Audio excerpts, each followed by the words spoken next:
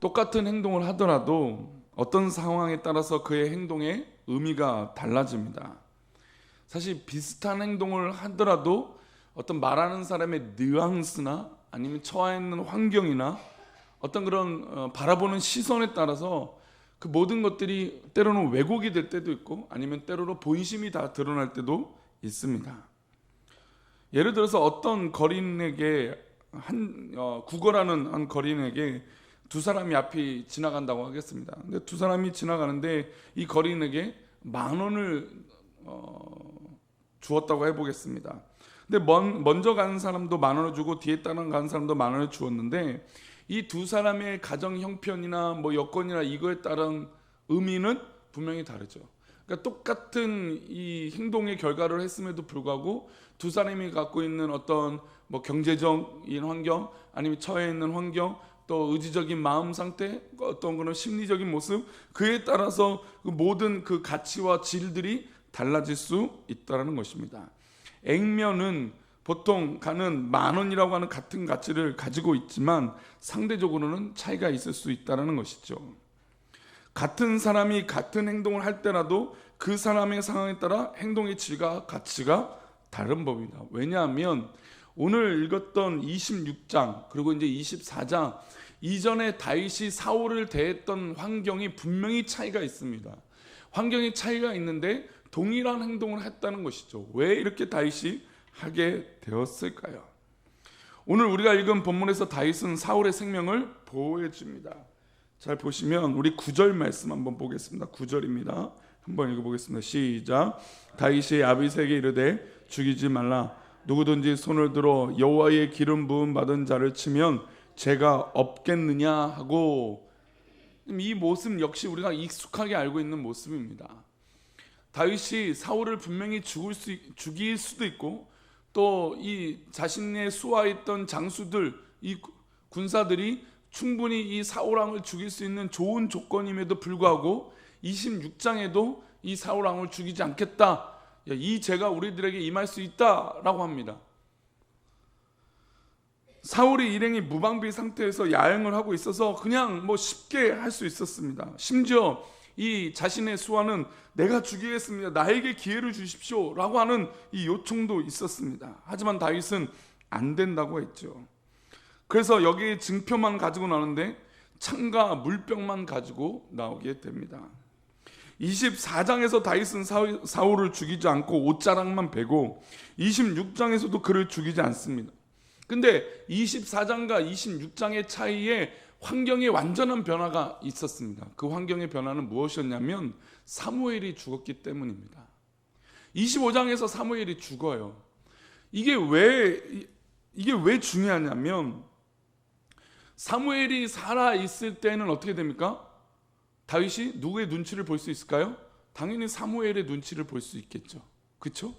아니 당연히 자기에게 기름 부은 리더고 또 민족의 영적 아비와 같은 사무엘이 살아있을 때는 사울 왕을 죽인다, 또 사울 왕을 해야 한다, 뭐 이런 이 행동을 할 때는 많은 부담감과 어떤 그런 행동의 어떤 조심스러움, 물론 자기가 목숨의 위험을 받고 도망다니는 신세지만 그래도 이 사무엘이라고 하는 이 가치 존재를 무시할 수 없었기 때문이죠.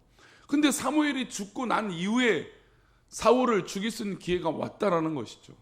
그게 오늘 26장입니다. 책망할 사람도 없고 자기를 저주할 사람도 없고 두렵게 만들 사람도 없었습니다. 게다가 다윗은 사울을 죽일 수 있는 너무너무 좋은 기회와 명분도 있었습니다. 그런데 이 다윗은 26장에 대해서도 사울을 죽이지 않습니다. 왜 그럴까요? 이게 중요한 사건이 이제 사무엘이 죽지 않은 것도 있는데 이 26장의 배경이 되는 이런 행동을 하게 되는 25장도 중요합니다. 25장은 포도원 주인은 이 나발의 아내 아비가일을 만나게 되는데 이 다윗이 화가 나서 이 포도원의 주인을 다 죽이고 안 되겠다라고 화가 머리끝까지 났습니다. 나발에게 받은 모욕이 너무 커서 우리 이 다윗과 함께 했던 400명의 군사를 이끌고 이 나발을 죽이려고 달려가고 있었습니다. 근데 그때 나발의 지혜로운 아내 아비가일이 다윗에게 달려가서 길을 멈추면서 이렇게 말합니다. 우리 한 장 전이지만 우리 25장을 보겠습니다. 25장 28절입니다. 25장 28절 말씀 한번 읽어보겠습니다. 시작. 주의 여정의 허물을 용서하여 주옵소서. 여호와께서 반드시 내 주를 위하여 든든한 집을 세우시리니 이는 내 주께서 여호와의 싸움을 싸우심이요 내 주의 일생에 내 주에게서 악한 일을 찾을 수 없음이니이다. 지금 이 아비가일은 다윗을 말립니다. 다윗을 말리면서 정말 용서해 주옵소서. 그런데 당신에게 여호와께서 내 주를 위하여 든든한 집을 당신에게 세워주실 것입니다 라고 하는 축복의 말을 하며 또 내 주께서 여호와의 싸움을 싸우실 것이다. 그래서 다윗의 그 어떤 기름 부음의 가치에 대해서 얘기를 해줍니다. 사실 아비가일이 죽는 이 사건, 이 포도원 나발을 죽이려고 하는 이 사건에는 사실 이 성경에서 그렇게 중요한 의미가 아닐 수도 있습니다. 그런데 이 아비가일을 만나서 이 대화를 한 장면은 굉장히 중요한 사건이라는 것이죠. 왜냐하면 이 다윗이 자신이 기름 부은 가치, 그리고 지금 도망자 신세에 있음에도 불구하고 나를 세우시고 나를 인도하시는 하나님께서 있다, 살아 계신다라는 것을 누구를 통해서 깨닫게 된 겁니까? 다시 아비가일을 통해서 다시 깨닫게 되었다는 것이죠. 그래서 그 아비가일에게 깨달음을 받고 내가 싸우고 있는 이 명분, 사울을 상대하는 이 명분은 하나님께 있다라고 다시 한번 결심하고 깨닫게 된 계기가 되었다는 것입니다. 아비가일을 만나고 난 이후 다윗은 명분 있는 정쟁만 하고 하나님께서 허락하신 피 흘림만 하겠다라고 하는 결심이 서게 되는 것입니다. 그리고 어떻게 보면 왕이 되겠다라고 하는 인간적인 집착도 이제는 내려놓게 되었다는 것이죠.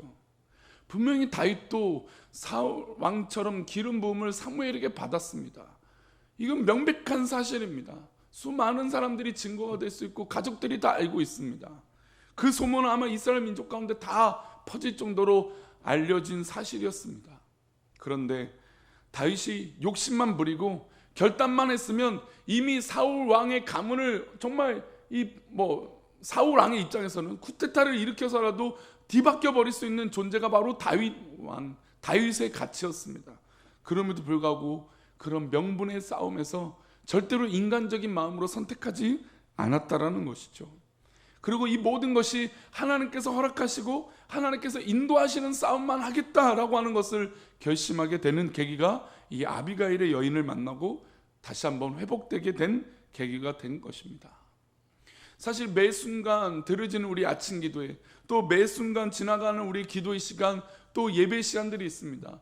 그냥 지나가면 아무것도 의미 없는 시간일 수도 있어요.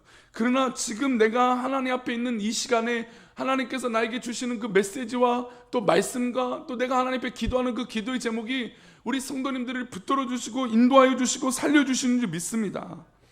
이게 참으로 놀라운 비밀인 것이죠. 그러나 만약에 다윗이 이 아비가일을 무시하고 만약 나발을 죽이려고 막 달려 들어갔다면 이 진정한 가치, 여호와께서 싸우고 있는 싸움이고 여호와께서 집을 세워주신다라고 하는 이 진정한 놀라운 가치를 이 다윗은 회복하지 못할 수도 있었다라는 것입니다.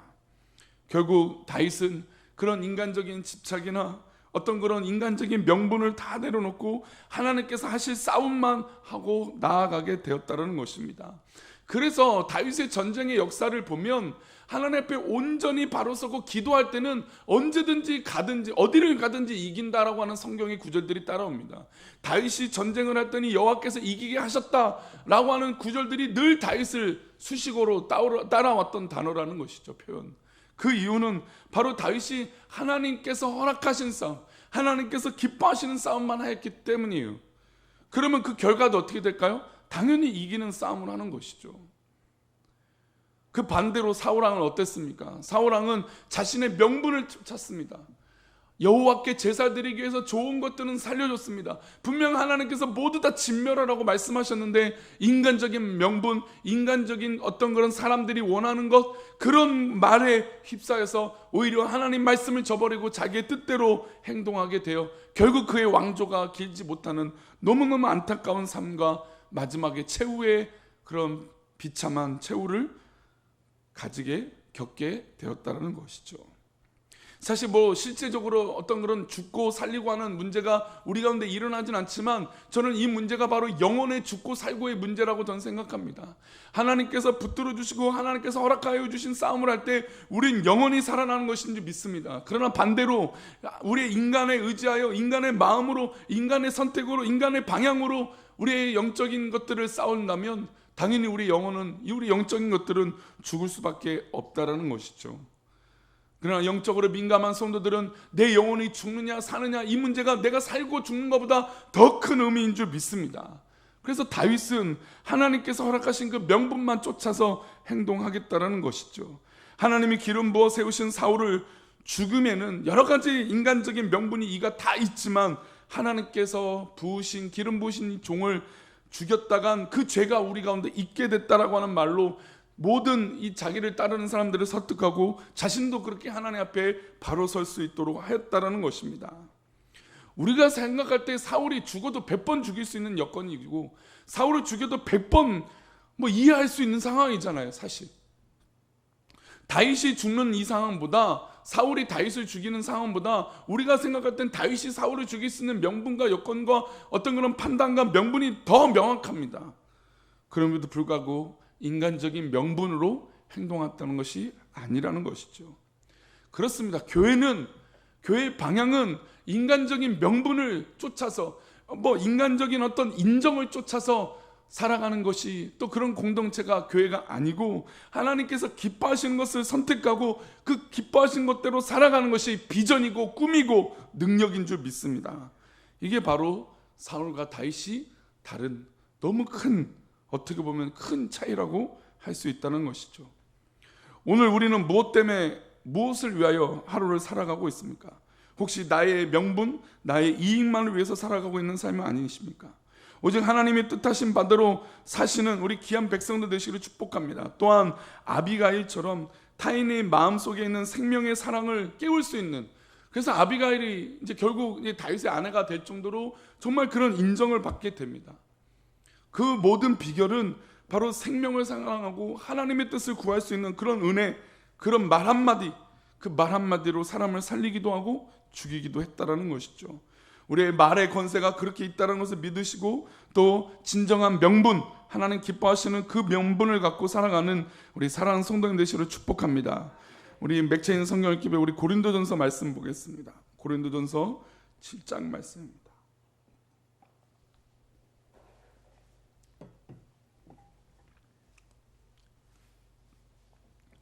고린도전서 7장 17절의 말씀입니다. 하나님께서 다윗을 부르신 뜻이 있는 것처럼 우리도 교회에서 하나님 부르신 뜻이 있는 줄 믿습니다. 이 뜻대로 행하는 것이 바로 하나님 뜻이죠. 우리 17절 말씀 먼저 보겠습니다. 17절입니다. 오직 주께서 각 사람에게 나눠주신 대로 하나님이 각 사람을 부르신 그대로 행하라. 내가 모든 교회에서 이와 같이 명하노라. 바울사도는 모든 교회에서 이렇게 명했습니다. 그 명한 명령은 뭐냐? 하나님께서 부르신 대로 행동해라 라는 것입니다. 그래서 우리의 기도의 제목, 이 아침 기도에 나와서 기도하는 우리의 기도의 제목은 하나님 부르신 대로 순종하겠습니다. 하나님 부르신 대로 살겠습니다. 나의 명분과 나의 판단은 하나님 부르심에 있습니다 라고 선언하는 것인 줄 믿습니다. 우리가 18절입니다. 18절 19절 읽어봅니다. 시작. 할례자로서 부르심을 받은 자가 있느냐? 무엘라 자가 되지 말며 무엘라 자로 부르심을 받은 자가 있느냐? 할례를 받지 말라. 할례 받는 것도 아무것도 아니요 할례 받지 아니하는 것도 아무것도 아니로되 오직 하나님의 계명을 지킬 따름이니라. 이 말씀은 유대교와 유대주의와 이스라엘 유대교와 예수님을 믿지 않는 유대주의자랑 완전히 반대를 이루는 표현입니다. 무할례자가 할례를 받을 의미가 없고 할례자는 그냥 그대로 있으면 되냐, 이것으로 하나님 부르심에 있지 않다라는 것입니다. 우리 교회 안에 부르심을 받은 것은 내가 무엇을 했기 때문에, 내가 무엇을 가지고 있기 때문에, 내가 누구랑 다르기 때문에, 성이 다르고 여건이 다르고 환경이 다르기 때문에 하나님께서 부르신 것이 아니라 하나님께서 전적으로 우리를 부르신 것입니다. 그래서 바울 사도는 할례이기 때문에 고민할 필요 없고 무할례이기 때문에 할례 받지 않았기 때문에 고민할 필요가 없다는 것이죠. 오직 누구의 계명을 따른다는 것입니까? 하나님의 계명을 따르겠다는 것입니다. 그래서 20절에 이렇게 결론을 냅니다. 우리 20절 말씀 읽어봅니다. 시작. 각 사람은 부르심을 받은 그 부르심 그대로 지내라. 할렐루야. 우리는 우리 부르심 그대로 순종하며 살아가는 것입니다. 우리 교회는 우리 교회의 부르신 대로 순종하며 살아가는 것인지 믿습니다. 이 목사도 하나님 부르신 그 뜻대로 순종하며 살아가는 것입니다.